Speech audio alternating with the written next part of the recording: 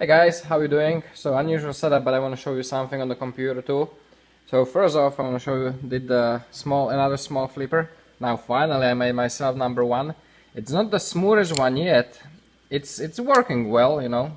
It's just a little harder than this one was when it was made, but this one, remember how I wasn't like so amazed with this one when I made it the first day?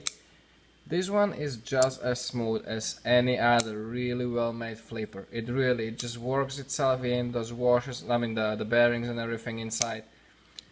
It really is just as good as any other really good flipper. It's really cool. So I'm pretty sure that this one will work in itself just like that one. This one has a little stiffer spring, a little stronger. I figured I would like it a little stronger than that one was, and that probably also doesn't help. But it's great. It took me a while. I had kind of big problems with the detents here, and even now, even this one. But this one, I definitely want to keep this one for myself, number one. That's why you see the blue anodizing. I don't know how the light shows it here. It has really cool blue anodizing and that orange peel. I grew to like the orange peel a lot. Couple advantages. Certain areas of the blade, like for example in my case now when the thumb studs are here, orange peel work hard than titanium, and there's a pretty significant difference in the surface hardness of titanium when it's orange peeled and when it's not. So that's the first advantage, big mechanical advantage when it comes to a folding knife. You know, in this case I have the contact points in the open and close position here, so I want it to last as long as possible, not wear the titanium in from opening and closing. And second off, the scratching of the handle material. It would have to be a really nasty scratch to scratch this stuff, so that's definitely a good thing. So here's the difference. You see, this is how it originally supposed to look. You know, if the design wasn't messed up with the pin, that's how it was supposed to look. This is like I said before, it looks different because of where I positioned the thumb stud. So you know, I'm happy with this. I will refurbish this one, clean it up and everything, make sure that everything is perfect. I do like this one a lot. The action is really sweet on it, and I will probably put it on Gearbastion probably in a day or two. Just have to clean up the grind because I was using this a lot. I love this grind. Actually, this is even thinner grind than this. I like this better. And as you see, I did full high grind on this. And it's not as thin as that. It's a little sturdy, but it's still nice and, you know, very reasonably thin grind, nice and thin. So this one will go on the Gearbastion. Number two, everything is perfect on it, and I like it. The only thing what's not really perfect is that it wasn't supposed to look like this in close position. That's about it. And the blade shape was supposed to be different, but I do like this one as well. It reminds me, if some of you remember, the puffer that Trader Joe's have now. It reminds me of that shape a lot, just the shape of the blade and the handle and everything. It reminds me of my puffer. The puffer was called puffer mainly because of the handle scales, really, not because of the shape. So that's that. Hopefully tomorrow I will get to do one of the larger ones. I would like to make a larger flipper tomorrow.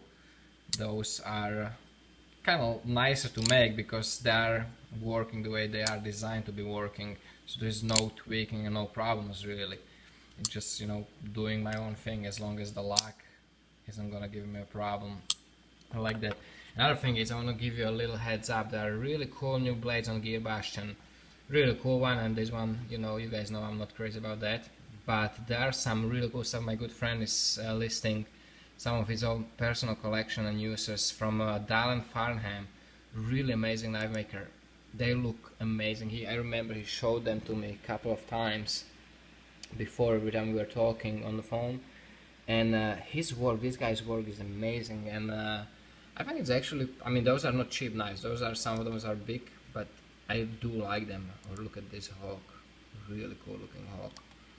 They all have that rustic look to it. Check it out. Isn't that sweet? So he's selling those. I still have my answer there and that Zinker. So if you're interested in that.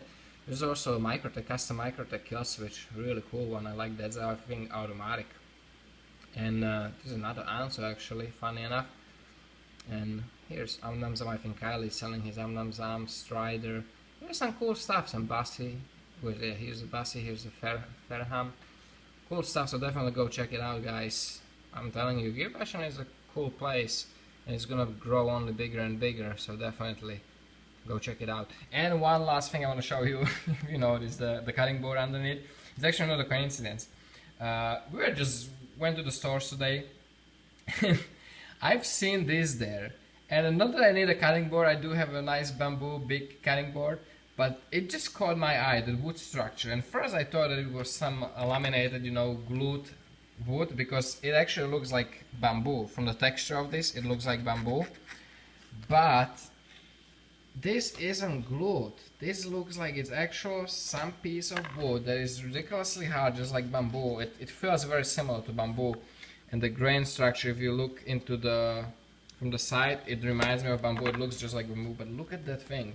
And yes, you guys, I didn't buy it as a cutting board. I bought this because I want to cut it and make a handle scars out of it.